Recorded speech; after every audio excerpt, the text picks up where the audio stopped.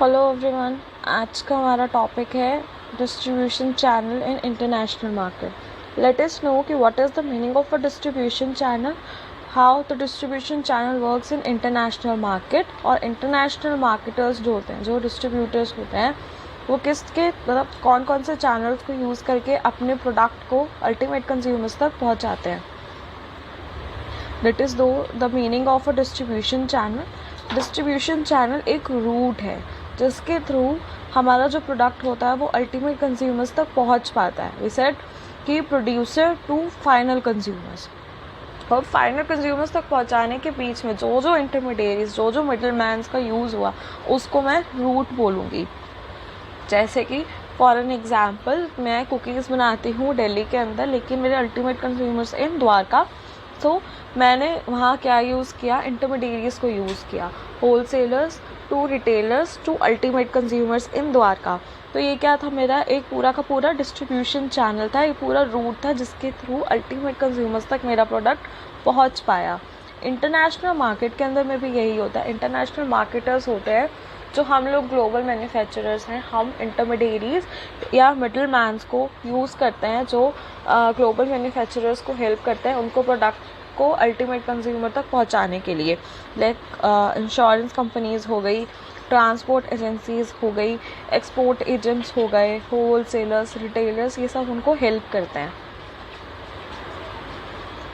उसके बाद आता है डिस्ट्रीब्यूशन चैनल। 3 पार्ट्स में होता है, प्रोड्यूसर टू मार्केट इंटरमीडिएरीज और a middle man to consumers. It means product और कंज्यूमर, इन दोनों के बीच में कोई बंदा काम कर रहा है ताकि वो अल्टीमेट कंज्यूमर्स तक प्रोडक्ट को पहुंचा सके। लाइक मैंने प्रोडक्ट बनाया, जैसे कि हमने कुकीज़ की बात करी थी, मैंने कुकीज़ बनवाई, कुकीज़ को मैंने कैसे भिजवाया, मैंने मार्केट इंटरमीडिएरीज का यूज़ किया, मैंने किन को यूज़ किया, होलसेलर का, रिटेलर्स का, देन मेरा प्रोडक्ट अल्टीमेट कंज्यूमर तक पहुंच पाया। According to Wills J Stanton, वो कहते हैं कि जो हमारा चैनल ऑफ डिस्ट्रीब्यूशन है प्रोडक्ट का, एक रूट लेता है कि किस रूट के थ्रू मेरा जो प्रोडक्ट है वो मेरे अल्टीमेट कंज्यूमर्स तक पहुंच सकता है। उसके बाद अगर हम कंसीडर करें डिस्ट्रीब्यूशन चैनल की लेंथ, तो हम 4 पार्ट्स में से डिवाइड करते हैं, 0 लेवल, 1 लेवल, 2 लेवल और मल्टी लेवल। जो हमारा 0 लेवल मैन्युफैक्चरर्स हैं, ये नेम से क्लियर है, मीन्स 0 लेवल प्रोड्यूसर और कंज्यूमर के बीच में कोई लेवल ही नहीं है, मीन्स कोई इंटरमीडिएरीज या कोई मिडल मैन काम नहीं कर रहा है, यहाँ डायरेक्ट लिंक है। जैसे for an example Dell computers, जो डेल कंप्यूटर्स है उनका डायरेक्ट लिंक होता है अपने कंज्यूमर्स के साथ, वो कोई भी इंटरमीडिएरीज या मिडल मैन्स को यूज़ नहीं करते। तो 0 मैन्युफैक्चरर्स ये होते हैं। फिर आता है 1 लेवल मैन्युफैक्चरर। 1 लेवल मैन्युफैक्चरर्स में क्या होता है, प्रोड्यूसर और कंज्यूमर के बीच में कोई एक बंदा काम कर रहा है जो अल्टीमेट कंज्यूमर्स तक प्रोडक्ट पहुंचाने में हेल्प कर रहा है। लाइक मैंने कुकीज़ बनाई, कुकीज़ मैंने होलसेलर या रिटेलर की एक हेल्प लेकर मैंने अपनी कुकीज़ को अपने कंज्यूमर्स तक पहुंचाया, तो यहाँ पे मैंने किसी एक बंदे की हेल्प ली, तो यहाँ होता है 1 लेवल मैन्युफैक्चरर। फिर आता है 2 लेवल। 2 लेवल में क्या होता है, प्रोड्यूसर और कंज्यूमर के बीच में कोई 2 बंदे काम कर रहे हैं। लाइक फर्स्ट वाला एग्जांपल रिमाइंड करता है कुकीज़ वाला, जिसके अंदर कुकीज़ बनी थी, होलसेलर के पास गई थी, देन रिटेलर के पास गई थी, एट द लास्ट वो अल्टीमेट कंज्यूमर्स के पास पहुंच सकी थी। ये होता है हमारा 2 level channel. Multi level channels होते हैं जिसके अंदर 2 से ज़्यादा मिडिल मैन या इंटरमीडिएरीज हेल्प कर रहे होते हैं। लाइक हम तो ग्लोबल मैन्युफैक्चरर हैं, ठीक है, अब मुझे अपना प्रोडक्ट अमेरिका में भेजना है, तो मेरे लिए वो क्या है, फॉरेन कंट्री या फॉरेन मार्केट हम बोल सकते हैं। अब वहाँ पे मैं प्रोडक्ट कैसे पहुँचाऊँगी, तो मैं पहले क्या करूँगी, किसी एक्सपोर्ट एजेंट को लूँगी, एक्सपोर्ट एजेंट वहाँ के होलसेलर को सामान बेचेगा, होलसेलर से रिटेलर्स के पास जाएगा, देन वहाँ पे अमेरिका में जो अल्टीमेट कंज्यूमर्स होंगे वहाँ तक मेरा प्रोडक्ट पहुँच पाता है। फिर आता है distribution channel policies. Distribution channel policies, क्योंकि हम ग्लोबल मैन्युफैक्चरर्स हैं, तो जब हम पूरी एक पॉलिसीज़ को डिज़ाइन करते हैं तो हमें ये ध्यान रखना होता है कि मैं जो पॉलिसीज़ बनाने वाली हूँ वो किस तरीके की पॉलिसीज़ होनी चाहिए, और जहाँ मेरा सामान जाएगा वहाँ की गवर्नमेंट पॉलिसीज़ क्या है, इंटेंसिटी क्या है मेरे डिस्ट्रीब्यूशन की, कितने मिडल मैन्स को यूज़ किया जाएगा डिस्ट्रीब्यूशन के लिए। तो हमारी 4 तरीके की पॉलिसीज़ निकल के आती हैं: intensive distribution policy, selective distribution policy, exclusive distribution policies और कंसाइनमेंट या selling through broker. Intensive distribution policy क्या होती है? इसके अंदर जो मैन्युफैक्चरर्स होते हैं या जो मार्केटर्स होते हैं वो ज़्यादा से ज़्यादा रिटेल आउटलेट्स को यूज़ करते हैं। मींस ज़्यादा से ज़्यादा रिटेलर्स और होलसेलर्स को यूज़ करना ठीक है। इस पॉलिसी के अंदर क्या होता है, ये पॉलिसी उन गुड्स के लिए यूज़ होता है जो कन्वीनियंस कंज्यूमर गुड्स होते हैं, उन प्रोडक्ट्स के लिए इंटेंसिव डिस्ट्रीब्यूशन पॉलिसीज़ को उठाया जाता है, क्योंकि इसके अंदर क्या होता है, जो परचेस्ड होते हैं वो वेरी फ्रिक्वेंटली होते हैं और लो वैल्यूएबल गुड्स होते हैं, जैसे toothpaste, pen, soap, tea, coffee, soft drink. ठीक है, इसमें क्या होता है कि जो कस्टमर्स होते हैं वो लार्ज एरिया में होते हैं, means large number of customers होते हैं और वे प्रॉब्ली क्या करते हैं, अपने नियर बाय स्टोर से ये खरीदते हैं। फिर selective distribution policy. Selective distribution policy intensive distribution का बिल्कुल उल्टा है। इंटेंसिव में हम बहुत सारे होलसेलर और रिटेलर्स को यूज़ कर रहे थे, लेकिन सेलेक्टिव में लिमिटेड नंबर ऑफ होलसेलर और लिमिटेड नंबर ऑफ रिटेलर्स काम करते हैं। ये पॉलिसी बेसिकली उन चीज़ों के लिए होती है जैसे स्पेशलिटी गुड्स हो गए या मोस्ट वैल्यूएबल गुड्स होते हैं, जो हाई वैल्यू ऑफ गुड्स होते हैं, उन सब के लिए हम सेलेक्टिव डिस्ट्रीब्यूशन पॉलिसीज़ का यूज़ करते हैं, जैसे TV, washing machine, AC, computer, branded furniture, इन सब के लिए सेलेक्टिव डिस्ट्रीब्यूशन पॉलिसीज़ को यूज़ किया जाता है। देन एक्सक्लूसिव डिस्ट्रीब्यूशन पॉलिसी, इसमें एक पर्टिकुलर डिस्ट्रीब्यूटर होता है जिसको राइट होता है सोल सेलिंग का। जैसे कि मुझे अमेरिका की मैंने कोई मार्केट ली है, वहाँ पे एक पर्टिकुलर डिस्ट्रीब्यूटर होगा जो मेरे उस पर्टिकुलर एरिया में मेरे प्रोडक्ट को सेल करेगा, वहाँ पे कोई और डिस्ट्रीब्यूटर आके मेरा प्रोडक्ट नहीं बेच सकता। तो एक्सक्लूसिव डिस्ट्रीब्यूशन पॉलिसीज़ के अंदर बेसिकली इनके एग्जांपल है ऑटोमोबाइल मैन्युफैक्चरर्स जितने भी होते हैं वो एक्सक्लूसिव डिस्ट्रीब्यूशन पॉलिसीज़ को यूज़ करते हैं। लास्ट वन इज कंसाइनमेंट और सेलिंग थ्रू ब्रोकर्स। इसमें हम दो लोगों की बात करेंगे, कंसाइनी और कंसाइनर। कंसाइनी इज़ जो मेरा एजेंट या ब्रोकर है, कंसाइनर इज़ जिसका प्रोडक्ट है, जिसने उस चीज़ को प्रोड्यूस किया। अब मैं को तो अमेरिका सामान भेजना था, तो मैंने एक एजेंट को हायर किया, मैंने उसको बोला तुम मेरा सामान सेल आउट कर दो अमेरिका में जाके, मतलब वहाँ पे तुम्हें जैसे भी करना है बट यहाँ से सामान वहाँ तक पहुँचा दो। तो अब क्या वो ऐसे कर देगा, उसको मैं कमीशन प्रोवाइड करूँगी तो वो मेरा गुड सोल्ड आउट कर देगा। ठीक है, अब मुझे लग रहा है कि मुझे बहुत ज़्यादा रिस्क फील हो रहा है कि पता नहीं मेरा प्रोडक्ट बिकेगा कि नहीं बिकेगा या क्या होगा। तो मैंने कंसाइनी को बोला कि तुम मेरा सारा रिस्क तुम्हें ट्रांसफ़र करना चाहती हूँ, तो अब मैं कैसे ट्रांसफ़र करूँगी उसको, कि मैं उसको कमीशन प्रोवाइड करूँगी, जिसको हम डेल क्रेडिट कमीशन बोलते हैं। डेल क्रेडिट कमीशन प्रोवाइड करने से जो भी मेरा रिस्क होगा, जो भी कंसाइनर का रिस्क होगा, वो कंसाइनी को ट्रांसफ़र कर दिया जाएगा। उसके बाद आता है distribution channels in international market. अब मैं इंटरनेशनल मार्केट में अपने प्रोडक्ट्स को कैसे डिस्ट्रीब्यूट कर सकती हूँ, दो तरीके से कर सकती हूँ, डायरेक्ट चैनल को यूज़ करके या इनडायरेक्ट चैनल को यूज़ करके। If I am talking about the direct channel में क्या होगा कि जो ग्लोबल मैन्युफैक्चरर्स होते हैं या जो मार्केटर्स होते हैं वो दूसरे नेशन में मीन्स जहाँ उनको अपना प्रोडक्ट सेल आउट करना फॉरेन नेशन में, अपने खुद की सब्सिडरीज़ या खुद के मार्केटिंग डिपार्टमेंट्स बना देते हैं, जहाँ पे उनको दूसरे ग्लोबल इंटरमीडिएरीज़ की ज़रूरत नहीं होती, वो खुद ही डायरेक्टली डील कर लेते हैं अपने फॉरेन फर्म्स के साथ, क्योंकि जहाँ पे उन्हें डील करना है वहाँ पे हमारे खुद के मार्केटिंग डिपार्टमेंट्स या कुछ सब्सिडरीज़ हैं।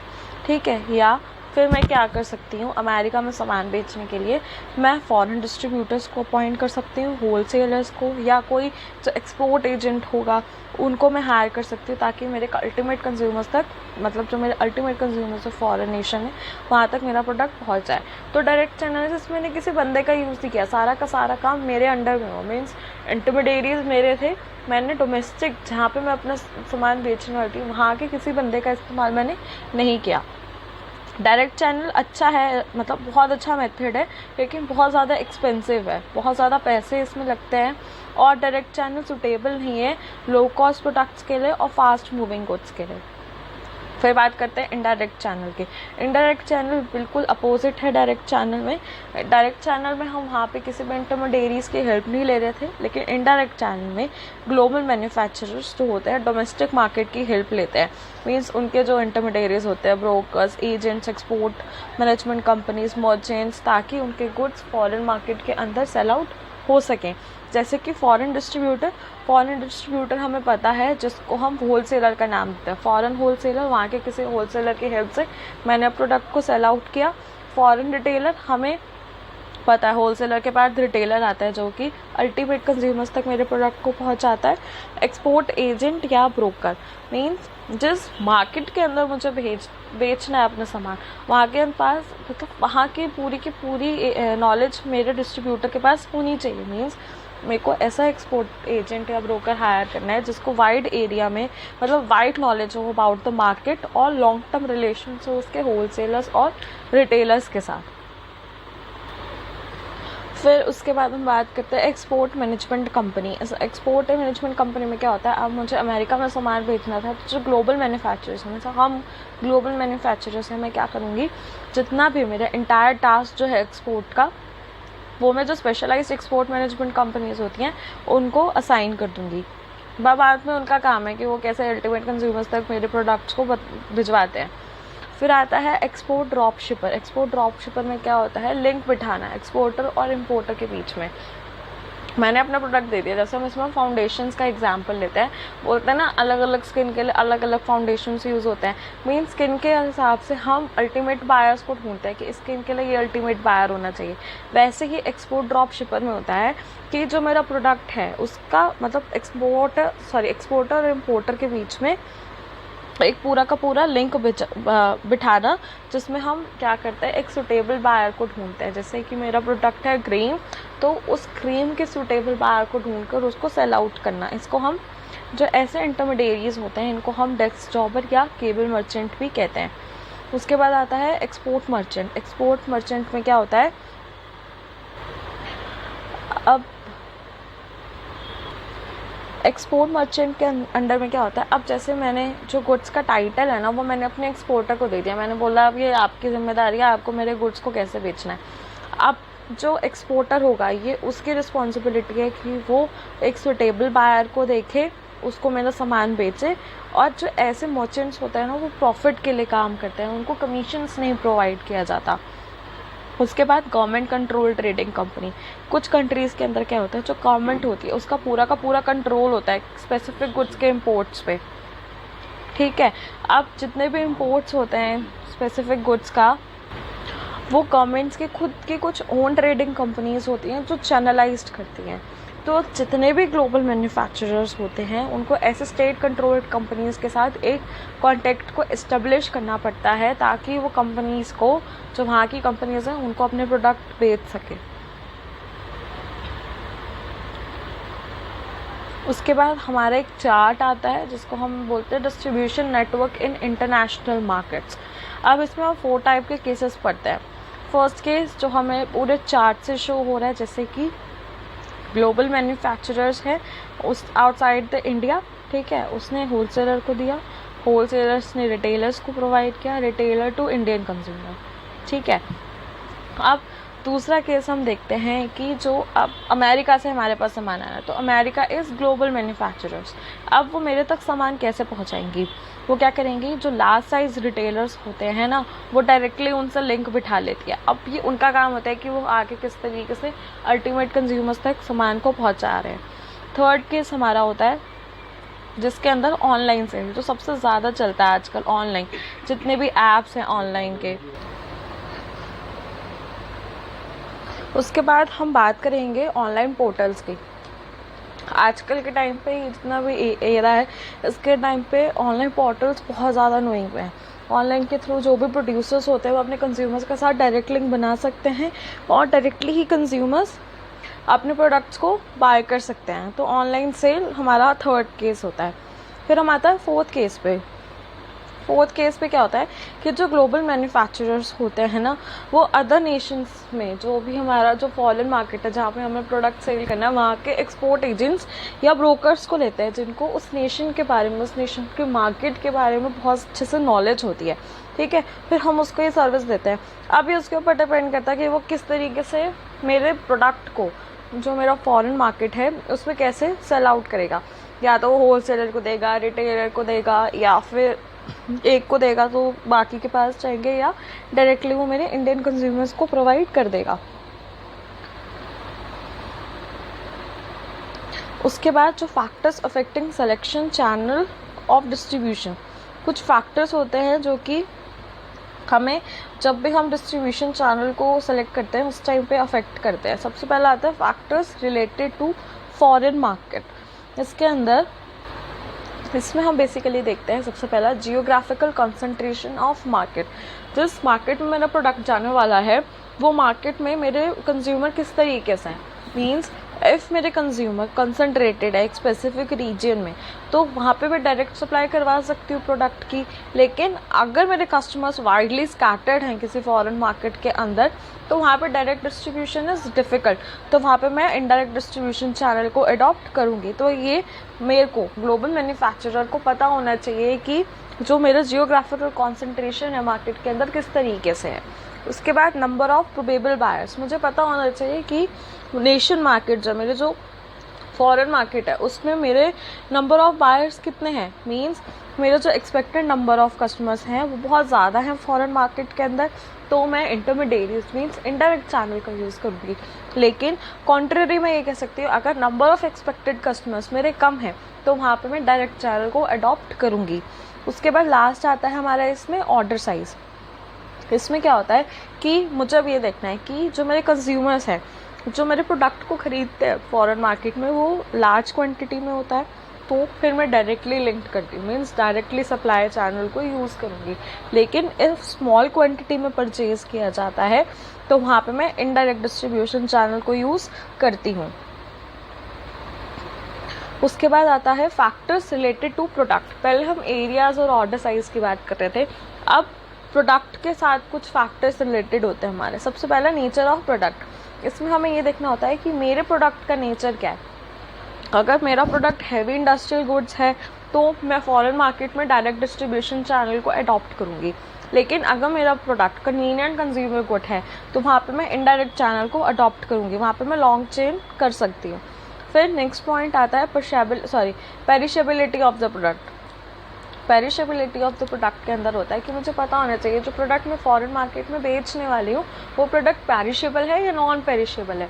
जैसे कि अगर मैं प्रोडक्ट बेच रही हूँ fruits, vegetables, dairy products, sea foods, ये सब ऐसे प्रोडक्ट्स हैं जो बहुत जल्दी ख़राब हो जाता है, तो वहाँ पे मैं लॉन्ग चेन को यूज़ नहीं कर सकती, वहाँ पे मुझे डायरेक्ट चैनल को ही अडॉप्ट करना पड़ेगा। फिर थर्ड आता है टेक्नोलॉजिकल प्रोडक्ट्स। इफ़ मेरा प्रोडक्ट जो मैं बेचने वाली हूँ बहुत ज़्यादा हाई टेक्निकल प्रोडक्ट है, उसको इंस्टॉलेशंस की ज़रूरत पड़ती है या उसको फ्रिक्वेंटली टेक्निकल गाइडेंस की ज़रूरत पड़ती है, तो वहाँ मैं इंटरमीडिएट्स की हेल्प लेके अपना काम नहीं कर सकती, वहाँ भी मुझे डायरेक्ट लिंक ही अपने कंज्यूमर के साथ बिठाना पड़ेगा। उसके बाद पर यूनिट कॉस्ट है कि अगर मेरा जो प्रोडक्ट है वो बहुत ज़्यादा कॉस्टली है तो वहाँ पे मैं डायरेक्ट डिस्ट्रीब्यूशन को यूज़ करती हूँ, क्योंकि एक तो वैसे ही मेरा प्रोडक्ट कॉस्टली है, ऊपर से मैं इंटरमीडिएट्स को और हायर करूँगी तो उनका कमीशन और ऐड ऑन होता जाएगा और मेरा जो प्रोडक्ट है आगे जाके मेरे अल्टीमेट कंज्यूमर्स को बहुत ज़्यादा कॉस्टली पड़ेगा। ठीक है, इफ़ जो मेरा प्रोडक्ट है उसकी कॉस्ट बहुत ज़्यादा लो है, मतलब हाई कॉस्टेबल नहीं है, तो वहाँ पे मैं इनडायरेक्ट चैनल को यूज़ कर सकती हूँ, वहाँ मैं इंटरमीडिएट्स को यूज़ कर सकती हूँ। उसके बाद हमारा लास्ट आता है number of products. Number of products is कि अगर ग्लोबल कंपनी जो है अगर डील कर रही हो हेट्रोजोनियस प्रोडक्ट लाइन्स में, मीन्स अलग अलग काइंड्स ऑफ प्रोडक्ट्स वो बनाती है। क्रीम बनाती हूँ मैं, फाउंडेशन बनाती हूँ मैं, लोशंस बनाती हूँ मैं, काजल बनाती हूँ, लाइनर्स बनाती हूँ, ये हेट्रोजोनियस प्रोडक्ट्स हैं, अलग अलग काइंड्स ऑफ प्रोडक्ट्स हैं, मीन्स अलग अलग प्रोडक्ट लाइन है। तो वहाँ पे मैं कौन सा चैनल अडॉप्ट करूँगी, वहाँ पे मैं इनडायरेक्ट डिस्ट्रीब्यूशन चैनल अडॉप्ट करूँगी, वहाँ पे मैं डायरेक्ट लिंक नहीं बिठा सकती अपने कस्टमर के साथ, क्योंकि जो मेरे कस्टमर्स हैं वो भी वाइडली स्कैटर्ड होंगे और मेरा प्रोडक्ट भी हेट्रोजीनियस है। इफ़ मेरा जो प्रोडक्ट है वो होमोजीनियस एक तरीके का प्रोडक्ट है, तो वहाँ पे मैं क्या कर सकती हूँ, डायरेक्टली अपने लिंक कर सकती हूँ कस्टमर्स के साथ। उसके बाद last one is after sale services. If मेरे प्रोडक्ट का नेचर ऐसा है कि उसको आफ्टर सेल सर्विसेज प्रोवाइड करवानी होती है, तो यहाँ पे मैं इंटरमीडिएरीज को तो यूज़ नहीं कर सकती, यहाँ मैं डायरेक्टली अपने अल्टीमेट कंज्यूमर के साथ लिंक्ड होती हूँ। उसके बाद हमारा थर्ड आता है factors related to manufacturing company. अब जो मैन्युफैक्चरिंग कंपनीज होती है उस टाइम पे भी कुछ फैक्टर्स हमें ध्यान पे रखने होते हैं, जैसे अवेलेबिलिटी ऑफ फाइनेंशियल रिसोर्सेज। अब मैं एक ग्लोबल कंपनी हूँ, मेरे पास इतना पैसा है कि जो मेरी फॉरेन मार्केट है वहाँ पे मैं खुद का इंफ्रास्ट्रक्चर सेटअप कर सकती हूँ, ठीक है, मैं खुद का इंफ्रास्ट्रक्चर सेटअप कर सकती हूँ, तो मेरा काम भी ईजिली हो जाएगा। लेकिन अगर ऑन द कॉन्ट्ररी मेरे पास इतना सफिशिएंट फाइनेंशियल रिसोर्सेज नहीं है, तो क्या मैं डायरेक्ट चैनल वहाँ यूज़ कर पाऊँगी? वहाँ पे मुझे इनडायरेक्ट डिस्ट्रीब्यूशन चैनल को यूज़ करना पड़ेगा। तो ग्लोबल मैन्युफैक्चरिंग को मैन्युफैक्चरर्स को ये भी देखना पड़ता है कि उनके पास इतना सफिशिएंट फंड्स अवेलेबल है कि नहीं है, उन्हें इनडायरेक्ट करना पड़ेगा या डायरेक्टली अडॉप्ट करना पड़ेगा। उसके बाद आता है marketing experiences and managerial expertise. इसमें क्या होता है कि जो मेरा मैन्युफैक्चरर है अगर उसके पास सफिशिएंट मार्केटिंग एक्सपीरियंस है, मैनेजरियल एक्सपर्टाइज है, फिर तो मैं डायरेक्ट डिस्ट्रीब्यूशन कर सकती हूँ कि ठीक है, मुझे कोई दिक्कत नहीं है। लेकिन अगर मेरे पास ये सब स्किल्स नहीं है तो मुझे इंटरमीडिएरीज को हायर करना पड़ेगा वहाँ पे, तो वहाँ पे मेरा इनडायरेक्ट चैनल डिस्ट्रीब्यूशन यूज़ होगा। फिर इसमें लास्ट पार्ट आता है desire to have control over distribution. अब मैं एक ग्लोबल बिजनेस हूँ, लेकिन जो मेरे रूल्स रेगुलेशंस हैं वो इतने ज़्यादा स्ट्रिक्ट हैं, मीन्स जितनी भी मार्केटिंग एक्टिविटीज़ होती है ना फॉरेन मार्केट में, मैं उस पर खुद का कंट्रोल करना चाहती हूँ, तो वहाँ पे मुझे डायरेक्ट डिस्ट्रीब्यूशन चैनल यूज़ करना पड़ेगा, क्योंकि कुछ रूल्स रेगुलेशंस ऐसे होते हैं जो हमारे इंटरमीडिएट्स होंगे वो रेडी नहीं होंगे उसको फॉलो करने के लिए, तो वहाँ पे मैं डायरेक्ट चैनल को यूज़ कर सकती हूँ। लेकिन अगर ग्लोबल बिजनेस नहीं चाहता अपने कंट्रोल को सेंट्रलाइज करना, तो वहाँ पे वो longer distribution channel means indirect distribution channel को यूज़ कर सकता है। फिर फोर्थ आता है हमारे factors related to middle man. अब यहाँ पे मिडिल मैन के साथ हमारे कुछ सिचुएशंस आती हैं, जैसे अवेलेबिलिटी ऑफ मिडिल मैन। अब जिस फॉरेन मार्केट में मुझे अपना प्रोडक्ट सेल करना था, वहाँ पे मुझे कोई ऐसा एफिशिएंट इंटरमीडिएरीज मिले नहीं जो मेरे प्रोडक्ट को सेल आउट कर सकते हो, एफिशिएंट है ही नहीं वो इतने, ठीक है। तो यहाँ पे मुझे डायरेक्ट लिंक बिठाना पड़ेगा अपने कंज्यूमर के साथ, तो यहाँ पे मेरा क्या होगा, डायरेक्ट चैनल अडॉप्ट किया जाएगा। लेकिन इफ़ उस फॉरेन मार्केट के अंदर एफिशिएंट इंटरमीडिएरीज अवेलेबल हैं जो मुझे गुड सर्विसेज प्रोवाइड कर रहे हैं कस्टमर्स के लिए, तो मैं क्या करूँगी, और इंटरमीडिएरीज की मार्केट में गुडविल बहुत अच्छी है, ऐसे इंटरमीडिएरीज मुझे मिल रहे हैं, तो मैं उनकी हेल्प से इनडायरेक्ट डिस्ट्रीब्यूशन चैनल को यूज़ करूँगी। फिर आता है cost factor. Cost factor is कि जो इंटरमीडिएरीज का कमीशन चार्ज है वो ठीक है, लेकिन अगर यही मैं कंपेयर कर रही हूँ कि मैं इंटरमीडिएरी को हायर करूँ या फिर मैं खुद का इंफ्रास्ट्रक्चर बिठाऊँ, ठीक है, तो मैंने देखा कि जो इंफ्रास्ट्रक्चर की कॉस्ट आ रही है वो बहुत ज़्यादा है, लेकिन जो इंटरमीडिएरीज की कमीशन कॉस्ट है वो कम है, तो यहाँ पर मैं क्या यूज़ करूँगी, इनडायरेक्ट चैनल को यूज़ कर रही हूँ, ठीक है। लेकिन अगर मैंने वही देखा कि जो इंफ्रास्ट्रक्चर सेटअप करना था उसकी कॉस्ट कमीशन कॉस्ट से बहुत ज़्यादा कम है, ठीक है, तो वहाँ पे मैं इंफ्रास्ट्रक्चर को अडॉप्ट करूँगी, मींस डायरेक्ट डिस्ट्रीब्यूशन चैनल को यूज़ करूँगी। इसमें लास्ट आता है attitude of intermediaries towards manufacturers policies. जो हमने पहले भी बात करी थी ना, कुछ स्ट्रॉन्ग स्ट्रैटेजीज़ होती है, पॉलिसीज़ होती हैं। कभी कभी कुछ ग्लोबल मैन्युफैक्चरिंग यूनिट्स की स्ट्रिक्ट मार्केटिंग स्ट्रैटेजीज़ और पॉलिसीज़ होती हैं जो मिडिलमैन एक्सेप्ट नहीं करता।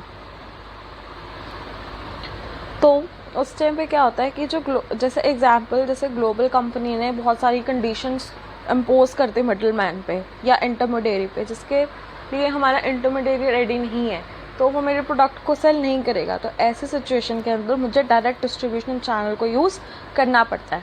उसके बाद हमारा अब एट लास्ट टॉपिक है गवर्नमेंट रेगुलेशंस। गवर्नमेंट रेगुलेशंस क्या होते हैं, कुछ कंट्रीज़ के अंदर गवर्नमेंट अपनी जो फॉरेन बिजनेस की एंट्रीज़ होती है इंपोर्ट्स पे, उन पर रिस्ट्रिक्शंस लगा देती हैं। जैसे कि हमने पहले भी पढ़ा था, कुछ स्टेट फिर हमें जो कुछ स्पेसिफिक प्रोडक्ट्स होते हैं जिसके लिए हमें स्टेट से परमिशन लेनी पड़ती है, गवर्नमेंट ने उनको बिठाया होता है जिससे हमें परमिशन लेनी पड़ती है। तो यहाँ पे हम कभी कभी होता है कि डायरेक्ट ट्रेडिंग्स नहीं कर पाते, क्योंकि अगर स्पेसिफिकली जो प्रोडक्ट मैं बना रही उसके लिए मुझे डायरेक्ट चैनल में बिठा ही नहीं सकती, क्योंकि वहाँ पे मुझे गवर्नमेंट की परमिशन लेनी पड़ती, गवर्नमेंट ने अलाउ नहीं किया है, तो वहाँ पे मैं डायरेक्ट चैनल को यूज़ नहीं कर सकती। ठीक है, जैसे हम बात कर रहे थे पहले स्टेट कंट्रोल ट्रेडिंग कंपनी की, वहाँ मुझे क्या करना पड़ेगा, अपने प्रोडक्ट्स को बेचने के लिए वहाँ से मुझे परमिशन लेनी पड़ेगी। या कभी कभी ऐसा होता है गवर्नमेंट क्या करती है, जो डिस्ट्रीब्यूशंस होते हैं ना, जो डायरेक्ट डिस्ट्रीब्यूशंस होते हैं, उसको कुछ स्पेसिफिक प्रोडक्ट्स की डायरेक्ट डिस्ट्रीब्यूशंस को बैन कर देती है। मीन्स उसके लिए मुझे इनडायरेक्ट चैनल को ही यूज़ करना पड़ता है। या कभी कभी क्या करती है कि जो हमने पहले पढ़ा था ना, सोल सेलिंग करते हैं, जिसमें पर्टिकुलर बंदा पर्टिकुलर जगह पे सेल कर रहा होता है एक प्रोडक्ट, उसको भी कभी कभी वो बैन कर देते हैं कुछ कंट्रीज़ की गवर्नमेंट, क्योंकि उससे मोनोपोली प्रैक्टिसेस बहुत ज़्यादा होने लग जाती है फॉरेन कंपनीज़ में। Thank you.